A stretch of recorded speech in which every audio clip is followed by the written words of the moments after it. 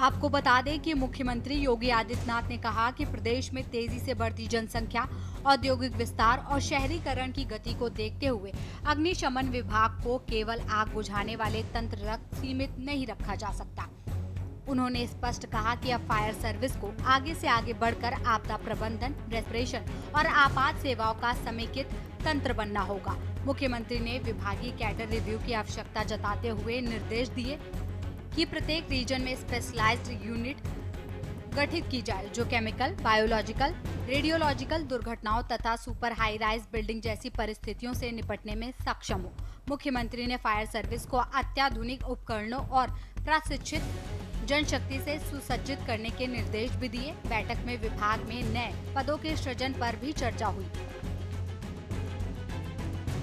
समीक्षा बैठक के दौरान सीएम योगी ने कहा कि विभाग की प्रशासनिक क्षमता और वित्तीय पारदर्शिता बढ़ाने के लिए प्रत्येक जनपद में अकाउंट कैडर स्थापित किए जाएं। साथ ही राज्य अग्निशमन प्रशिक्षण महाविद्यालय में अतिरिक्त पद सृजित कर प्रशिक्षण एवं अनुसंधान की गुणवत्ता को और बेहतर बनाया जाए। मुख्यमंत्री के निर्देशों के बाद विभाग में राजपत्रिका संवर्ग के 98 और अराजपत्रिका संवर्ग के लगभग 922 नए पद सृजित होने का मार्ग प्रशस्त हुआ है। इससे जनपद, रीजनल और मुख्यालय स्तर पर फायर सर्विस की कार्य क्षमता और जन सेवा क्षमता को नई मजबूती मिलेगी। मुख्यमंत्री योगी ने कहा कि एक जिले में फायर और आपात सेवाओं की त्वरित उपलब्धता सुनिश्चित की जाए। शासन की योजना जब बिना भेदभाव के सबको मिल रही है तो हमारे भी दायित्व बनता है कि हम भी विकास की इस प्रक्रिया का हिस्सा बने। उसी प्रक्रिया का हिस्सा बनाने के लिए आज मैं आपके बीच यहां पर आया हूं। मैं आप सबसे यही कहूंगा, याद रखना विकास का कोई विकल्प नहीं हो सकता।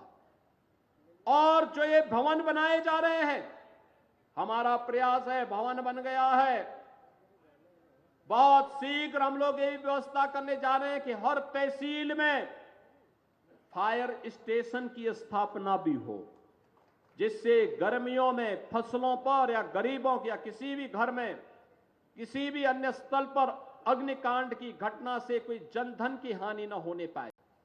लगातार सरकार इस दिशा में प्रयास कर रही है।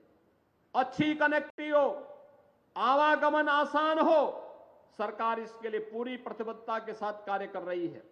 और इसीलिए आज आपके बीच में मैं मेरे यहां पर आया हूं। मैं इस अवसर पर एक बार फिर से मीरपुरवा की इस नई तहसील भवन के लोकार्पण के अवसर पर आप सभी को बधाई देता हूं। पूरे बल्हा विधानसभा क्षेत्र और बहराइच के वासियों को बधाई देता हूं। आप सबको मैं आगामी चैत्र नवरात्रि का कार्यक्रम प्रारंभ होने जा रहा है 30 मार्च से, नवरात्रि की भी और रामनवमी की भी हृदय से बधाई देते हुए अपनी शुभकामनाएं देता हूं और विश्वास करता हूं कि सुशासन और विकास की इस रफ्तार के साथ कदम से कदम मिलाकर के आप हमारे जनप्रतिनिधियों के साथ आगे बढ़ेंगे। एक्सप्रेस वे पर बढ़ती दुर्घटनाओं को देखते हुए उन्होंने निर्देश दिए कि प्रत्येक 100 किलोमीटर की दूरी पर फायर टेंडर सहित एक छोटी फायर चौकी स्थापित की जाए ताकि दुर्घटना की स्थिति में गोल्डन ओवर के भीतर राहत व बचाव कार्य प्रारंभ किया जा सके। प्रदेश में लगातार बढ़ते सड़क हादसों को देखते हुए मुख्यमंत्री ने विशेष तौर पर एक्सप्रेस वे पर सुरक्षा का नया खाका तैयार करने का आदेश दिया। उन्होंने कहा कि हर 100 किलोमीटर पर छोटी फायर चौकियां स्थापित की जाएंगी जिनमें अत्याधुनिक फायर टेंडर, प्राथमिक चिकित्सा उपकरण और प्रशिक्षित स्टाफ मौजूद रहेगा। इन चौकियों के माध्यम से किसी भी सड़क हादसे या वाहन में आग लगने की स्थिति में 10 से 15 मिनट के भीतर राहत कार्य शुरू किया जा सकेगा।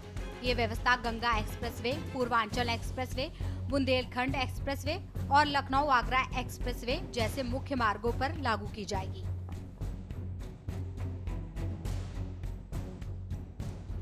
मुख्यमंत्री ने अधिकारियों को स्पष्ट निर्देश दिए कि विभाग के पुनर्गठन की प्रक्रिया समयबद्धता रूप से पूरी की जाए ताकि इसका लाभ जल्द जनता तक पहुंच सके। उन्होंने कहा कि फायर सर्विस जनता के जीवन और संपत्ति की सुरक्षा से जुड़ा हुआ विभाग है, इसलिए इसमें किसी भी स्तर पर लापरवाही स्वीकार नहीं की जाएगी। उन्होंने कहा कि फायर सर्विस की संरचना ऐसी होनी चाहिए जो हर परिस्थिति में त्वरित, कुशल और उत्तरदायी प्रक्रिया देने में सक्षम हो। जन सुरक्षा के क्षेत्र में कोई भी चूक अक्षम्य है।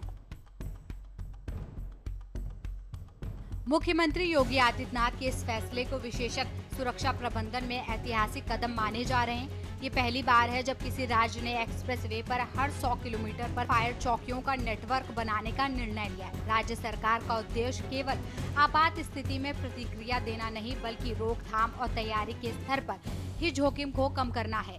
मुख्यमंत्री ने भी संकेत दिया कि आने वाले महीनों में प्रदेश में फायर सर्विस का डिजिटलीकरण, ड्रोन और जीपीएस आधारित मॉनिटरिंग सिस्टम और ऑनलाइन रिस्पांस ट्रैकिंग मॉड्यूल भी शुरू किए जाएंगे, जिससे किसी भी हादसे पर रियल टाइम में नियंत्रण संभव हो। स्पेशल डेस्क के न्यूज़ इंडिया।